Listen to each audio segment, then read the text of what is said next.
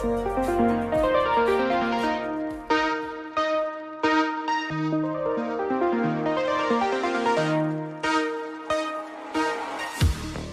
I, Retro GM, invite Wiedo, Splain to talk about Game Boy, new mods coming out, our collections, the community, and of course games we have or haven't had time to play.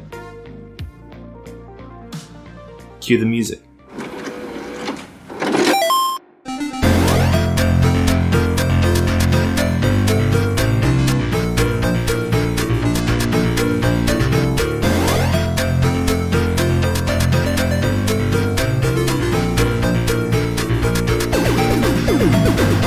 Welcome back to BRB Gaming Podcast. I am your host, Eems, as you know, Retro GM.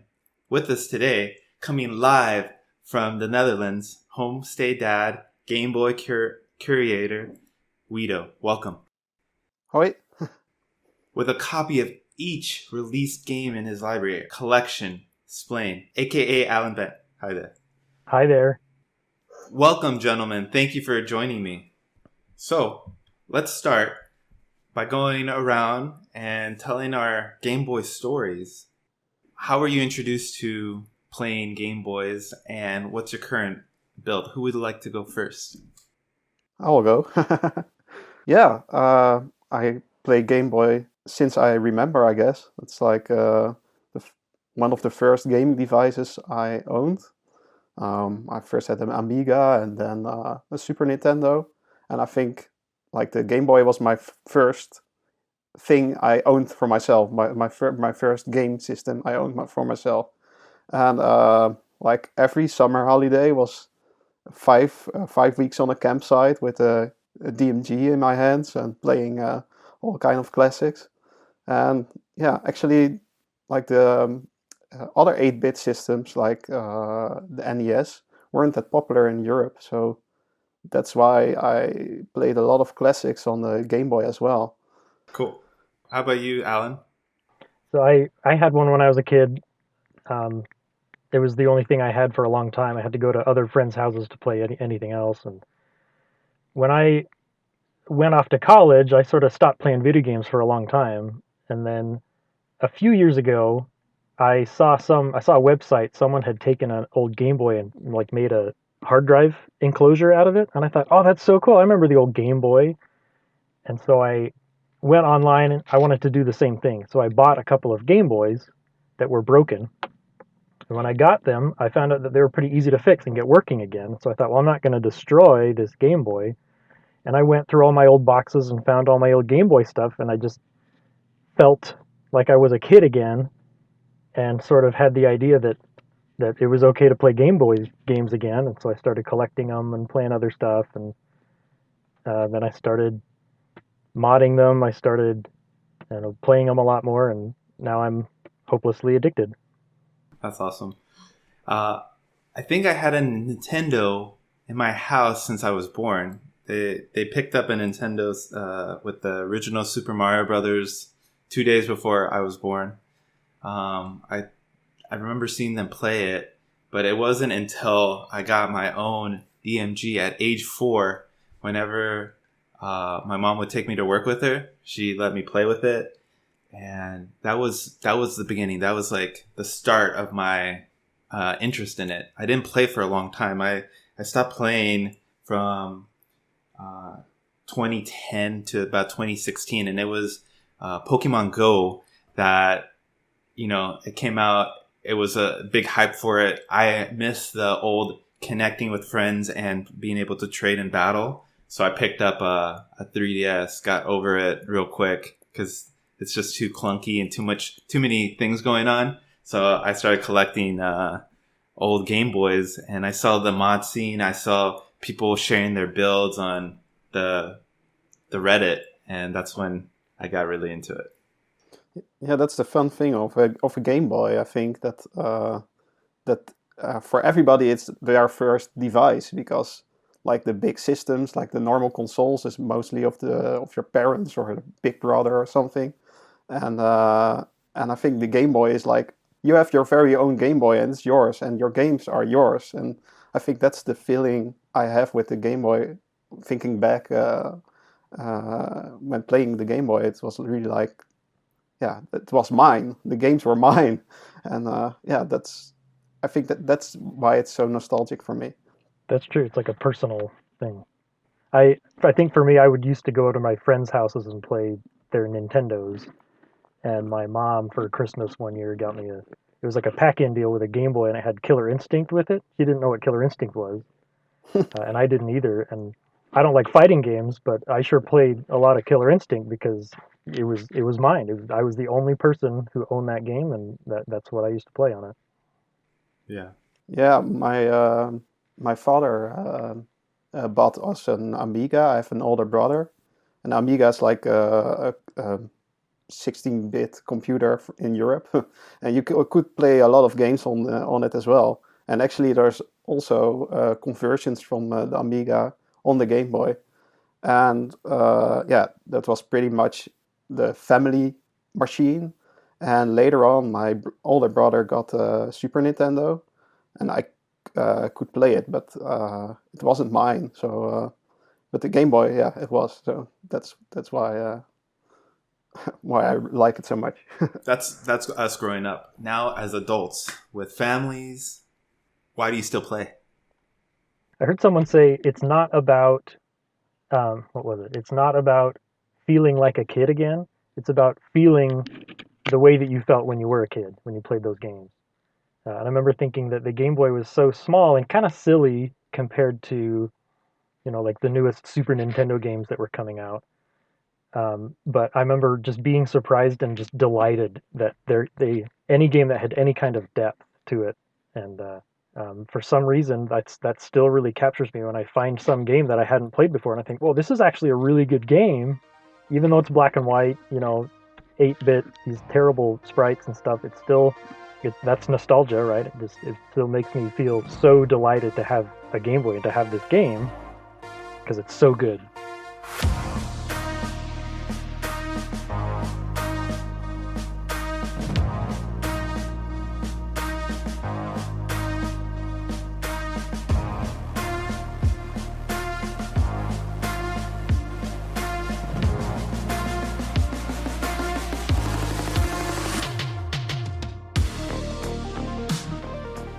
Like all the strange mods on the disc, or actually on Reddit, made me want to play more as well. Because before you think of the Game Boy, like the non-backlit Game Boy, it's like, oh, how do I play this without sunlight? And then you see all the backlight work they done on Reddit. And when I started, it was only like backlighting the original screen with the bifert chip, so it's a little bit more clear and the backlight in there. And yeah, it was really impressive when I did it myself, and I had one, and it was like, wow, I can play it everywhere.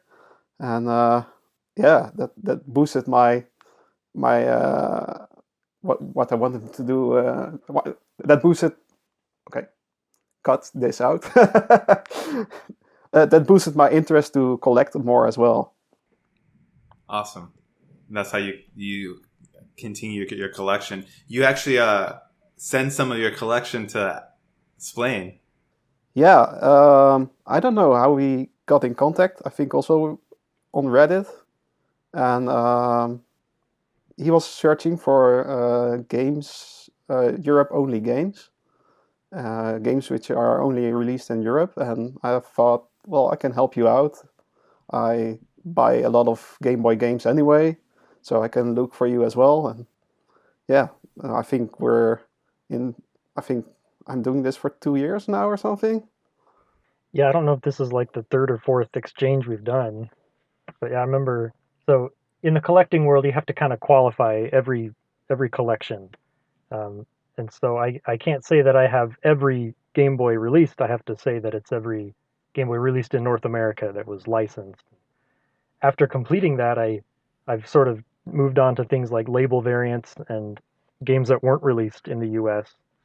and they're harder to find here, and so we started exchanging, and I would send him things that he was looking for from the U.S., and he sends me things that I can't find in the U.S. It's been very helpful to me. Yeah, there are a bunch of exclusive in the US as well. Like just Final Fantasy, for example, that isn't released in Europe. Oh, So wow. uh, yeah, that's one one I needed from the US as well. Uh, so really famous games aren't even released here. So yeah, it helps out for me as well. But I'm pretty much done collecting, I guess. That's why I'm calling myself a curator. I just want to have all the good games. So I buy a lot of games and then I'll try them out. And if I don't like them, then I'll sell them off because, or else my house will be full really fast. And also, I don't want to play those bad games anyway. So yeah, I have my personal collection of I think still 170 games or something. I think I'll end up in 175, something like that, and only gray cartridges. And yeah, that's why I started Game Boy games as well. Because at first I thought, oh, I have really a lot of. I remember a lot of Super Nintendo games, and I really want a collection of Super Nintendo games. And I thought, okay, so if I have 50 of those, then how do I store those? And I thought, no, I have to go smaller. So that's also a reason to collect Game Boy. Do you guys have the boxes and the manuals for a lot of your guys' games? I'm collecting manuals. I have maybe I'm up to like 340, I think, manuals that I have. The high end of manuals though is probably not something I'm gonna maintain the enthusiasm for. And boxes, I have a couple of boxes, but unless it's like perfect pristine condition, it doesn't look What's good enough what's to the keep point? for me. They are really flimsy. They're flimsy. They're paper. They break. They get Yep. wet. They get like here. Sometimes it gets humid, so they get stuck to the ground or something. Wow. Moldy. Yeah, Yeah. I also only have the cartridges. I have the protective sleeves on them, and now they're on in a drawer, and I'm fine with it. I don't want the flimsy paper stuff, and the manuals. The, yeah, I don't see the point. Really like going through the manuals. It's really like a nostalgia trip for me. But yeah, I don't know how to store them. It's like just a stack of paper. I don't know. I'll get rid of them. Not to yeah. disparage anyone who likes to collect the boxes, because that's respect for that, but it takes up a lot more space, and it's just not something that I am into. That's fair. Talking about games, what are some of the games that you guys are playing? What are some of the hidden gems? Give us something. Give the listeners some juicy games to add to their list. So this is what I recommend. So there was a website that a lot of people knew about called Nintendo Age, and about a year and a half ago, it got sold off, and someone else bought it and completely destroyed it. But everyone who used to go there started a new website called Video Games Age or Video Game Sage. Um, just in case you don't know the history of it, but on there we have a thread going where every year we try to beat every Game Boy game. So every January it resets, and we go through and slam out a lot of the easy ones and the good ones and fun ones, and then we just start branching out and trying out the games that nobody's ever beaten, and that's how I've discovered a lot of games that I really like that I would never have discovered otherwise. Is just trying to fill out this list. Let's get these games beaten. Let's get a picture of the ending screen. That's something that has made Game Boy playing a lot more fun for me. Is that thread and playing brand new Game Boy games with strangers all across the world. So for me, I like puzzle games, which fits because I'm a Game Boy person. So I feel like anyone who hasn't tried out Gearworks needs to try it out. What are some other really good ones? There's one called Tesserae. It's a really good game. It's really hard to learn the rules, but it's really fun once you learn it. Um, a lot of good puzzle games on Game Boy that nobody ever tries out just because there's too many puzzle games. Megalith. If you've never played Megalith, that one's a lot of fun too.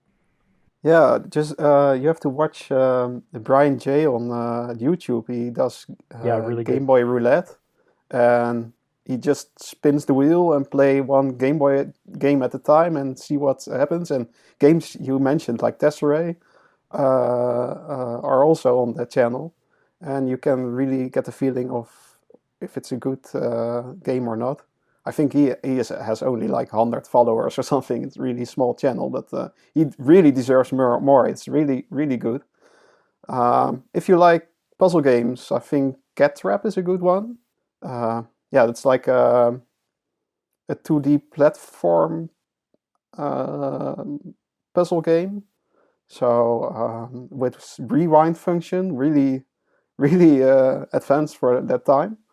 And I used to play that on a multi-card really when I was young, and I really have good uh, memories of it.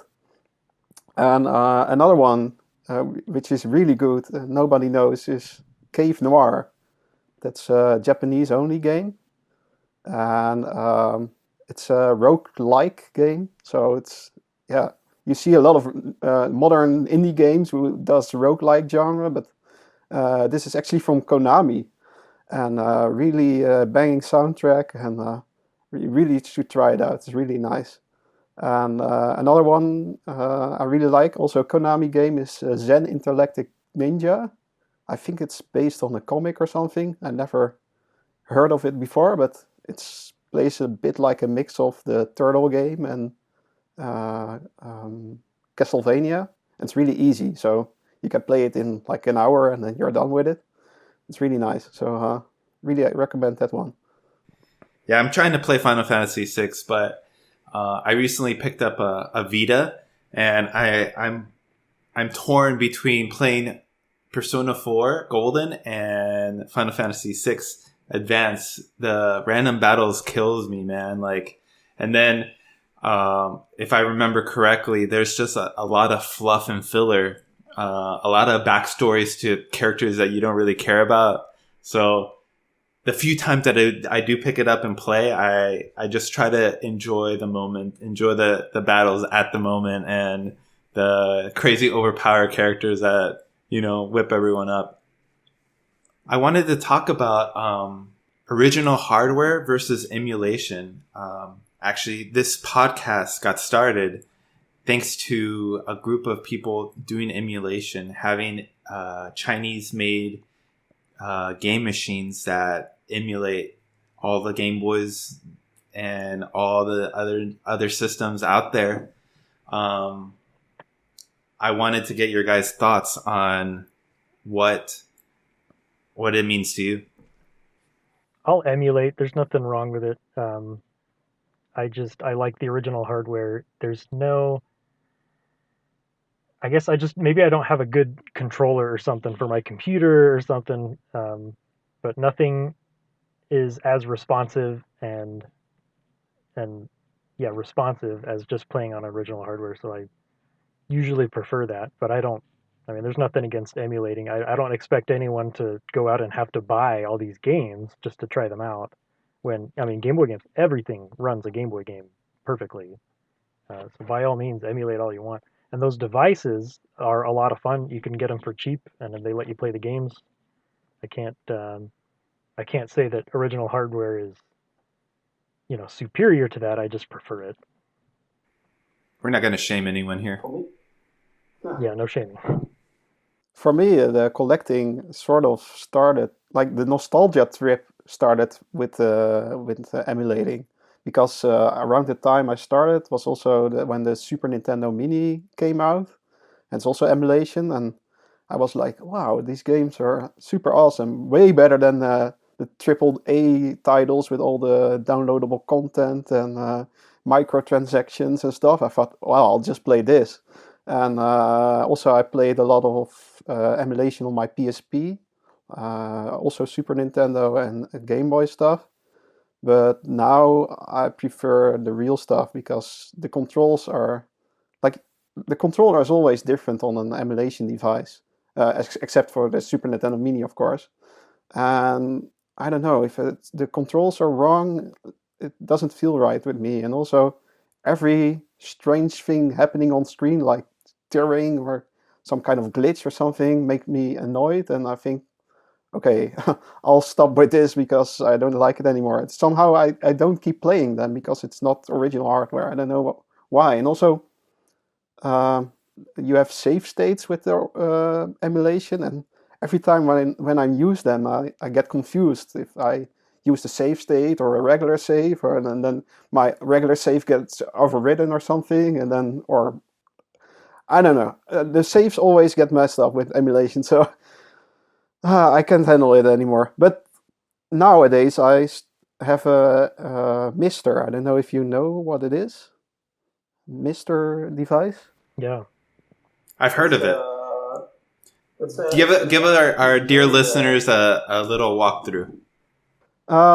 Yeah, a Mister is a FPGA emulation device.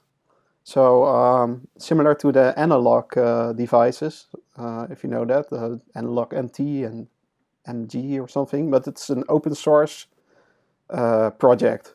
So it's not as polished. It's just a bunch of PCBs stitched together and some open source software on it.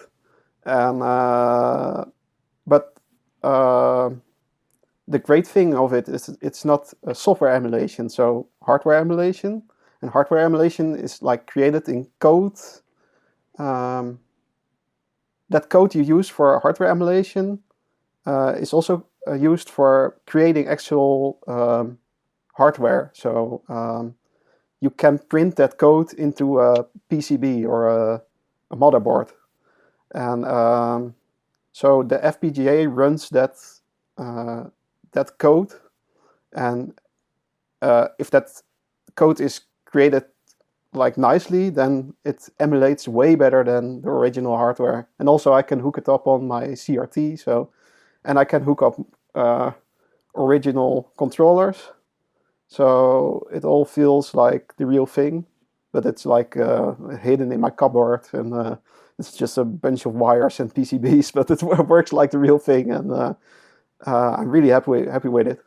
They are constantly making new cores for it, and you have Super Nintendo, NES, even Neo Geo, Game Boy as well, GBA they have as well.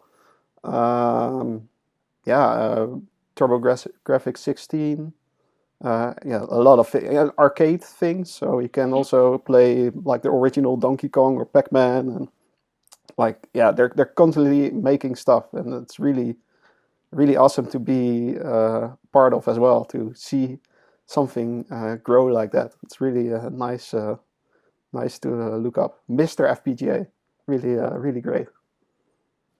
When we were kids, and when I was a kid and I had a stack of 5 games, I would put a game in, and if I wasn't having a great time right away, my options were pretty limited.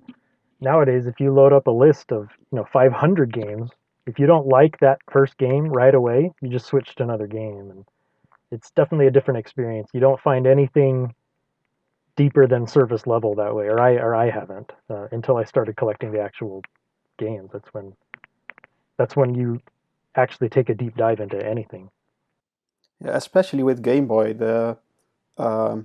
some games can be a little bit quirky. Like in the start, it starts really like, do I like this or not? Or one example, like Donkey Kong, the Game Boy game Donkey Kong. If you start that game, you play it for 1 minute, then you think, okay, that's just a lousy conversion of the original arcade version of Donkey Kong. But if you play it for 10 minutes, then suddenly a real game opens up, and like it's one of the most amazing Game Boy games ever. And so you really have to dive deeper into some games, especially because they're so old.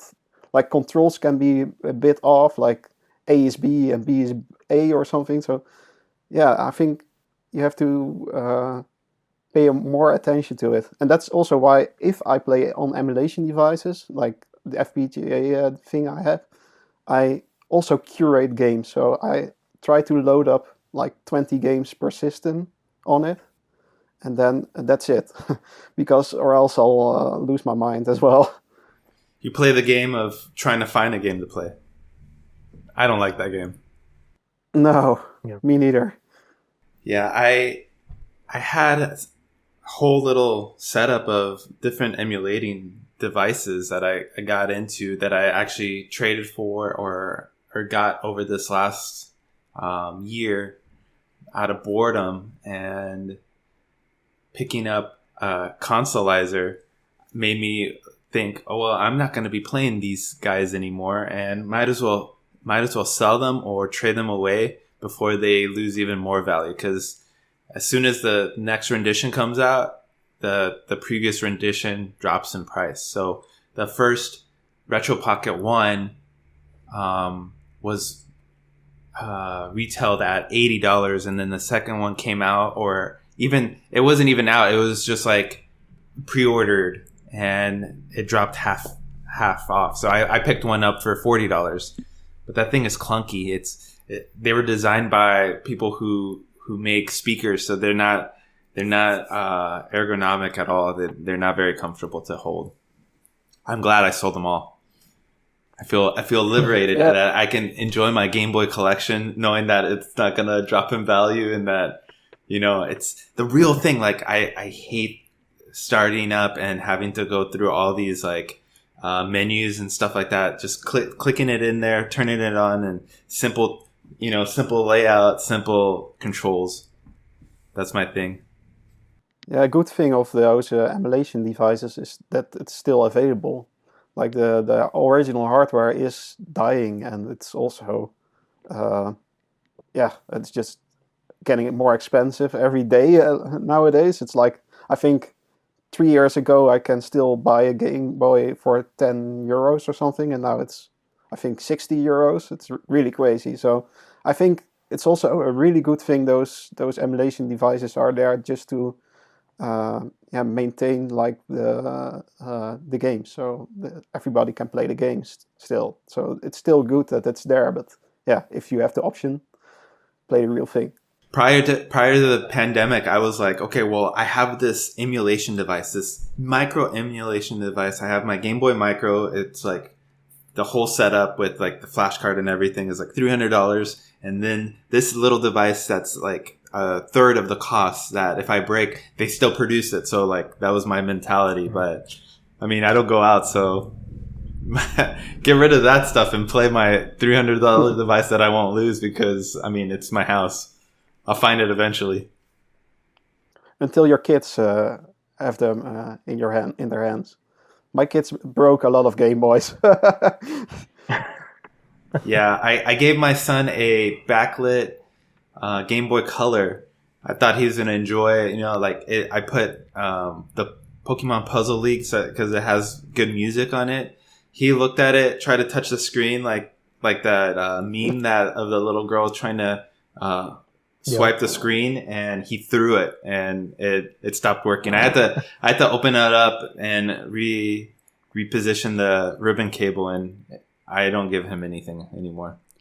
It's crazy. They made like they should be indestructible. Like the Gulf War Game Boy, it's still surviving. Yeah, but those aren't backlit. That's the thing. Yeah, that's true. But and somehow our kids can destroy everything. Speaking of which, I'm glad that you guys found time to meet up and chat about this. I want to ask you guys what it's like to be a gamer and a father or husband, and what, you know, how difficult is it for you to find time to game? It's not easy. You have to it's just like when you go from not having a kid to having a kid. It's really hard, and you have to really adapt to this huge change. You have to rearrange your schedule and rearrange your priorities. So it's just kind of how you prioritize it. But I kind of don't want my kids to play a whole bunch of video games. And so I have to be really judicious about how I present myself and my relationship with video games to them. We don't play a lot of video games. And so I just kind of have, you know, when I go to work, or when I used to go into the office, I'd have a Game Boy in my backpack. So if I took a lunch break, I could play on my lunch break.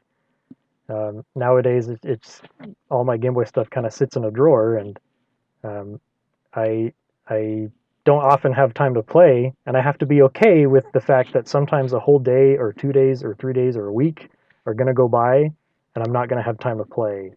And that has to be okay because my kids are more important than Game Boys. But it's kind of always there. If I do have 15 minutes, I can pull it out and play it. As long as you don't get, you know, upset about it, as long as you lower your expectations about it, it's not that bad. Of course, I'd like to have more time to get back into, you know, the kind of modding that I used to do. I have a whole list of projects that I want to do with Game Boy modding. You just kind of have to take it as it comes and be okay with a whole bunch of time going by without doing any of it. But I find a lot of happiness in being a dad, and when I do have time to play Game Boys, then I play Game Boys. Speaking of being a dad, you're a father of... I have 4 kids. 4 kids. Wow. I wanted 4 kids until I had 1 kid, and I'm kind of okay with just having 1 kid right now. 1 kid is a lot. Yeah, I was the same for a long time until we thought to create a second one. But in your introduction you said I'm a homestay dad, and that's true because I actually work from home. I have I have the luck that I made a site, a casual game site, like the Flash games from yesterday.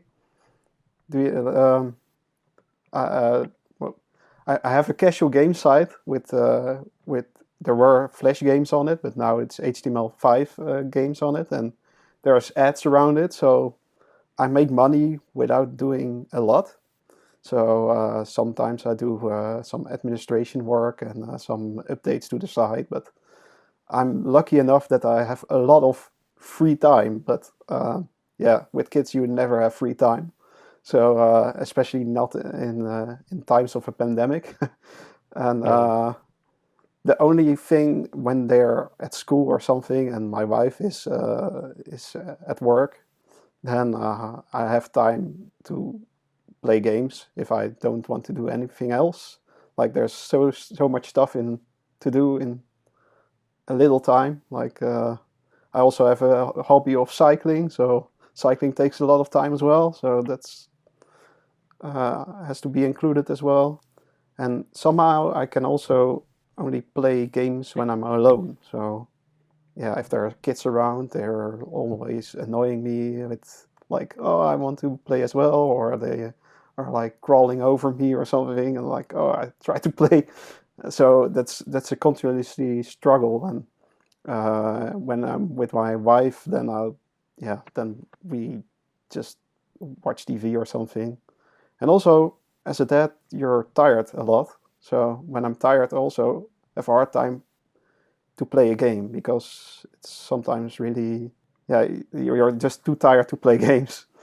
I just want to be something like I just watch TV or something, just something really like only input, not output. We were talking about emulation, and being a dad, emulation can actually be a very powerful ally because if you're playing a game on a Game Boy and something happens and you need to put it down, you know, a lot of times you lose all your progress or whatever. There's not a sleep function on a Game Boy, but there is a sleep function on a whole bunch of other stuff that can emulate Game Boy games. And so it's actually, I've used that, you know, a lot to be able to play whatever I want, however I need to, or however I'm able to, just because I can pause the emulation all I want. And I've gotten through a lot of games like that only through emulation because I've only had, you know, 7 minutes here and 4 minutes there, and you can get through a game like that only if you're emulating, depending on the game. So that emulation is your friend if you're a dad. That's why I only play at nighttime when everyone's gone to sleep. I don't have. I have the living room to myself. I don't have to worry about people interrupting my game and me having to put it down and trying to figure out, oh, what was I doing? My oldest son is really into gaming nowadays. He's like, since Animal Crossing came out, it was translated in Dutch. So I thought, and he had to learn to read. So I thought, wow, I'll buy this game, and I let him play this game, and I just let him read all the text for himself. So, and there's a lot of text in Animal Crossing, and he happened to enjoy it a lot. And like, he had a really hard time to learn to read, but since Animal Crossing, he's like going up in rates, and it's really great. So he's really into that now. But nowadays, he's watching a lot of YouTube and watching playthroughs of Mario games, and that's not that great for me. I think he has to quit it a little and maybe play some more games or just play outside, maybe better. But I recognize myself as a kid. I also played a lot of games, and was also my life. I had everything Mario when I was young, so maybe it's just my genes.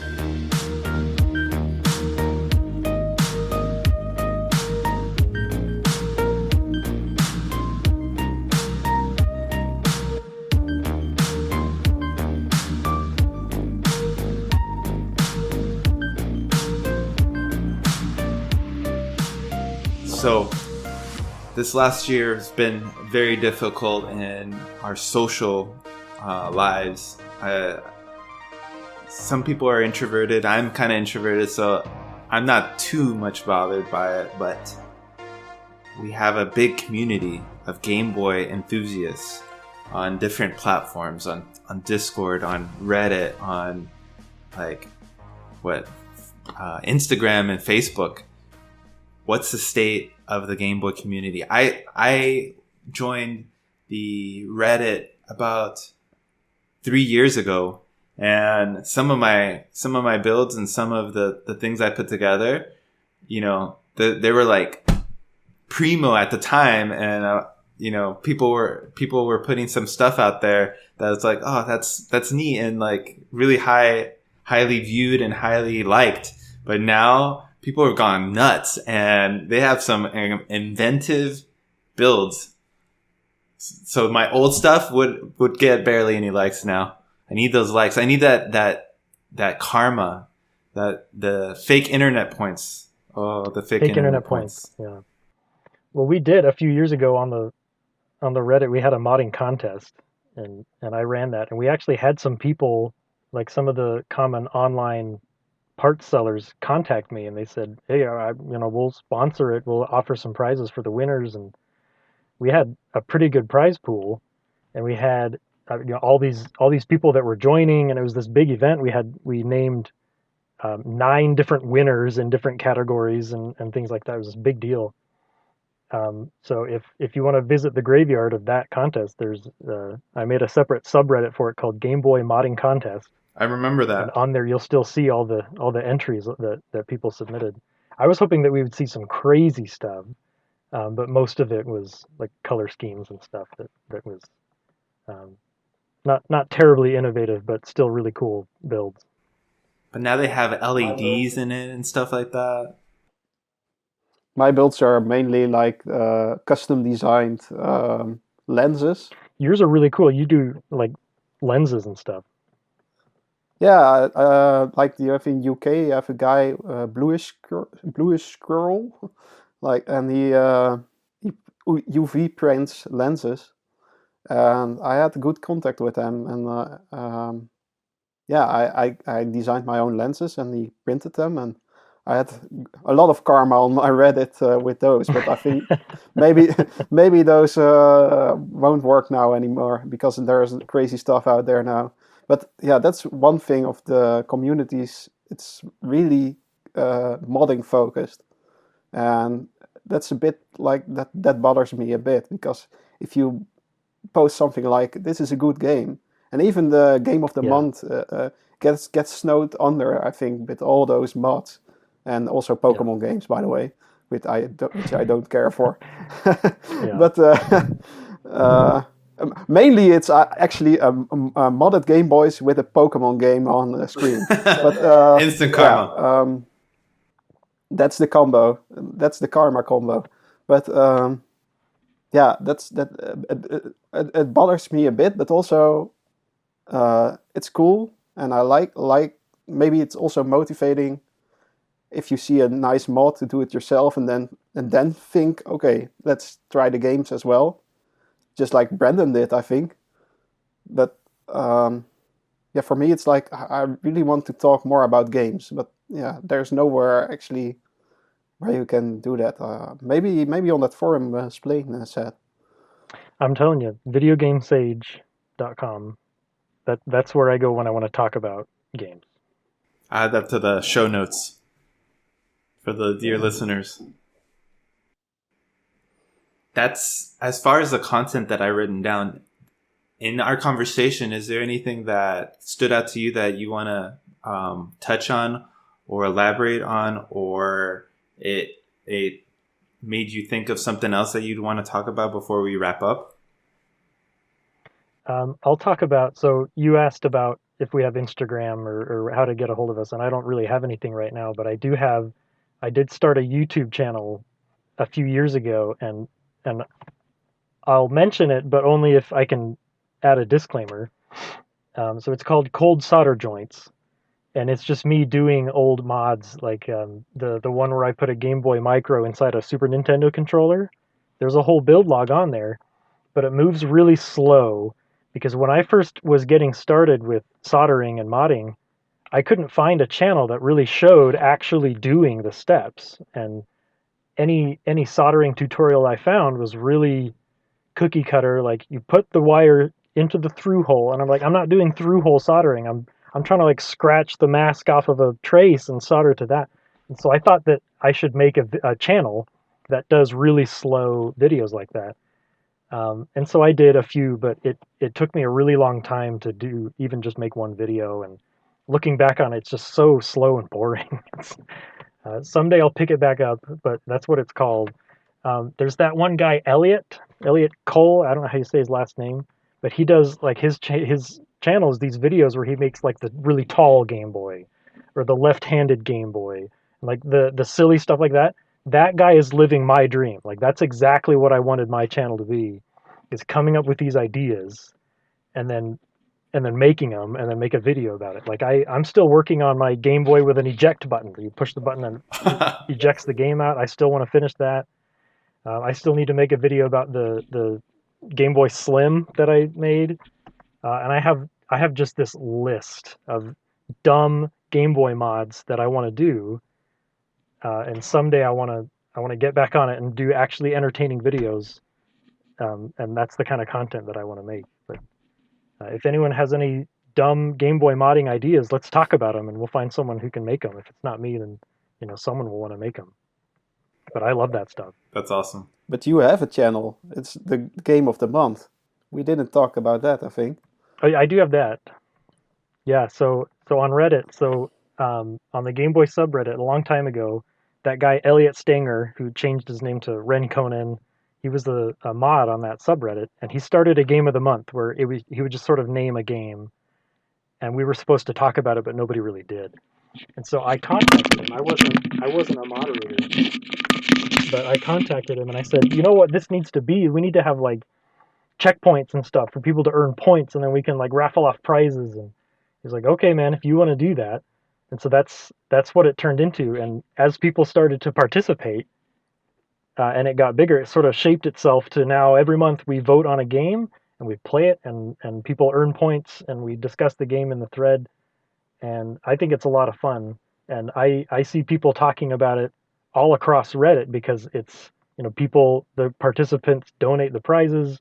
It's a lot of fun. We get a lot of participation, and it's, I think, a really cool part of the Game Boy internet community as a whole, because we do this thing.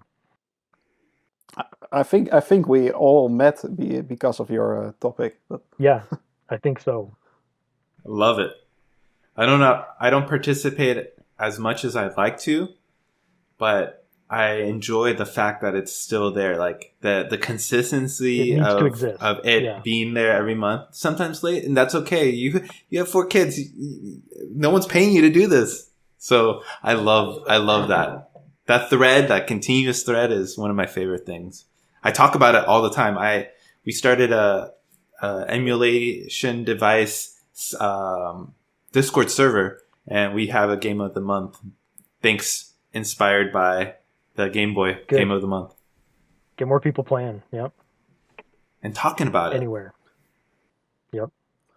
Yeah. I also want to play more Game Boy, but nowadays I actually I joined the subreddit 12 in 12. I don't know if you know that, but it's like everyone makes a schedule for playing 12 games in 12 months. So for every game, for every month a game. So from your backlog. So I joined that, and actually last year it was my first year, and I managed to play 25 games, I think, like to completion, and other games. Yeah, that's a lot. And so I thought this year I'll do a 24 in 12, so 24 games in 12 months, and I try to play those, and that schedule helps me to pick a game. So if I get if I don't know what to do with my time or something, or I think, okay, I want to play a game, but I don't want to commit, or I don't know. Somehow, I always get stressed out if I have to find a game. So that schedule really helps me pick games, because I make that 24 list in the beginning of the year, and then I'll just pick a game from that list and go play it to completion. And if I don't like it, like I'm halfway through and I don't like it, I'll just stop playing and I'll pick something else, or I'll join the game of the month. Or there's a bunch of things. I also play high score games on Retro Game Squad podcast Discord, and there's also Retro Asylum does playthroughs, and also there's a playthrough podcast now. So you play through games with everybody else. So there's a lot of things to play now. So somehow I get distracted from the game of the month. But if there's a game I like, and especially the gray cartridge games, then I'll join. Last year I think there was one with 4 old games, the gray games. I think. Yeah. It was Kicks, I think, and it might have been 5. 5. Yeah, Yoshi, the calculator one. Mario and Yoshi. The spelling one. I don't know, but I played them all. It was great. I loved it. It was really great. Yeah, we'll do more of those. The gray ones are typically shorter than a Game Boy Advance one, and so usually I'll look at one and say, that's too short, it's too quick, it's not a good game of the month. But pairing them up like that is the answer, I think. So we're probably going to do more of that.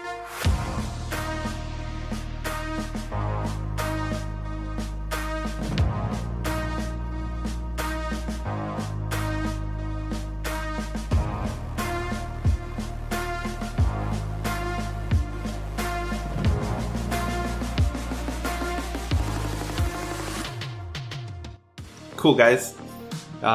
Gentlemen, it's been fun chatting and discussing our favorite video game machine, the Game Boy. I'll have links for you fine gentlemen in the show notes. Let us close it. I've been your host, Eems, Retro GM. Thank you. Wiedo. My name is Splain. That's it. You can stop recording now.